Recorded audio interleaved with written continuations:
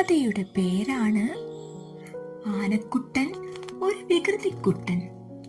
ഒരിടത്തൊരു കാട്ടിൽ കുറുമ്പനായ ഒരു ആനക്കുട്ടൻ ഉണ്ടായിരുന്നു. മറ്റു ചെറിയ മൃഗങ്ങളെ ഒരാവശ്യവുമില്ലാതെ അവൻ ഉപദ്രവിക്കും. അങ്ങനെയിരിക്കെ ഒരു ദിവസം കാട്ടിൽ കളിച്ചു നടക്കെ ഒരു വലിയ മരക്കൊമ്പിൽ അവനൊരു കുരുവിയുടെ കൂട് കണ്ടു. ഉടനെ തന്നെ അവൻ ആ മരച്ചില്ല തുമ്പിക്കൈ കൊണ്ട് പിടിച്ച് കുലുക്കാൻ തുടങ്ങി. ആ കൂട്ടിൽ കുറേ മുട്ടകൾ ഉണ്ടായിരുന്നു. പാവം അമ്മക്കുരുവി. അവൾ വേഗം പറന്നു ചെന്ന് ആനക്കുട്ടനോട് പറഞ്ഞു, ആനക്കുട്ടാ, ദയവു ചെയ്ത് ഞങ്ങളെ ഉപദ്രവിക്കല്ലേ, എന്റെ മുട്ടകൾ താഴെ വീണുടഞ്ഞു പോകും. ആനക്കുട്ടനുണ്ടോ കുരുവിയുടെ കരച്ചിൽ കേൾക്കുന്നു. അവൻ കൂടുതൽ ശക്തിയോടെ മരച്ചില്ല കുലുക്കി. കുരുവിയുടെ മുട്ടകൾ ഓരോന്നായി താഴെ വീണുടഞ്ഞു. പാവം അമ്മക്കുരുവി കരഞ്ഞു തളർന്ന് അവിടെ ഇരുന്നു. അവൾ ആനക്കുട്ടനോട് ഉറക്കെ വിളിച്ചു പറഞ്ഞു, നിന്നെ ഞാൻ വെറുതെ വിടില്ലടാ ദുഷ്ടാ. ഇത്തിരി പോന്ന നീ എന്നെ എന്തു ചെയ്യാനാണ്?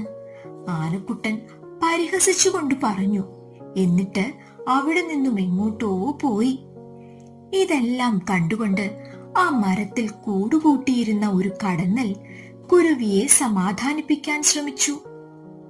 അമ്മക്കുരുവി ആ കടന്നലിനോട് ചോദിച്ചു, ദുഷ്ടനായ ആ ആനക്കുട്ടനോട് പകരം വീട്ടാൻ എന്നെ സഹായിക്കാമോ? ഞാൻ എന്തു ചെയ്യാനാണ്? കടന്നൽ ചോദിച്ചു. എനിക്കൊരു ഉപായം തോന്നുന്നുണ്ട്, ഞാൻ പറയാം. അതിനു മുൻപ് നമുക്ക് ഒരാളുടെ സഹായം കൂടി ആവശ്യമുണ്ട്, കുരുവി പറഞ്ഞു. എന്നിട്ടവൾ അടുത്ത കുളത്തിൽ താമസിക്കുന്ന തവളച്ചേട്ടനെ പോയി കണ്ട് സഹായം അഭ്യർത്ഥിച്ചു.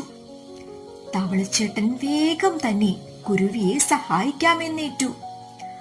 അങ്ങനെ അമ്മക്കുരുവി തന്റെ കടന്നൽ കൂട്ടുകാരെയും കൂട്ടി ആനക്കുട്ടൻ കളിക്കുന്ന സ്ഥലത്തെത്തി. അവിടെ എത്തിയതും കടന്നൽ കൂട്ടം തങ്ങളുടെ പണി തുടങ്ങി. അവർ ആനക്കുട്ടനെ കൂട്ടത്തോടെ ആക്രമിച്ചു. തലയിലും കണ്ണിലും കുത്തേറ്റ് കണ്ണു കാണാൻ പോലും വയ്യാതെ ആനക്കുട്ടൻ പരക്കം പാഞ്ഞു. അപ്പോഴാണ് ദൂരെ തവളച്ചേട്ടന്റെ കരച്ചിൽ കേൾക്കുന്നത്. ആനക്കുട്ടൻ വേഗം ആ ഭാഗത്തേക്ക് പാഞ്ഞു. തവള കരയുന്നിടത്ത് കുളമോ നദിയോ ഉണ്ടാകുമല്ലോ. വെള്ളത്തിൽ ചാടിയാൽ കടന്നൽ കൂട്ടത്തിൽ നിന്നും രക്ഷപ്പെടാമല്ലോ. തവളയുടെ കരച്ചിൽ കേട്ട സ്ഥലത്ത് പാഞ്ഞെത്തിയ ആനക്കുട്ടൻ അടിതെറ്റി വീണത് ഒരു കൊക്കയിലേക്കായിരുന്നു. അമ്മക്കുരുവി പറഞ്ഞതനുസരിച്ച് ഒരു കൊക്കയുടെ വശത്തിരുന്നായിരുന്നു തവളച്ചേട്ടൻ കരഞ്ഞത്. കുറേ നേരം കഴിഞ്ഞ് മറ്റാനകൾ വന്ന് ആനക്കുട്ടനെ കൊക്കയിൽ നിന്നും രക്ഷിച്ചു. വീഴ്ചയിൽ നല്ല പരിക്ക് പറ്റിയ ആനക്കുട്ടൻ അതോടുകൂടി ഒരു പാഠം പഠിച്ചു. പിന്നെ അവൻ ആരെയും ഉപദ്രവിച്ചിട്ടില്ല.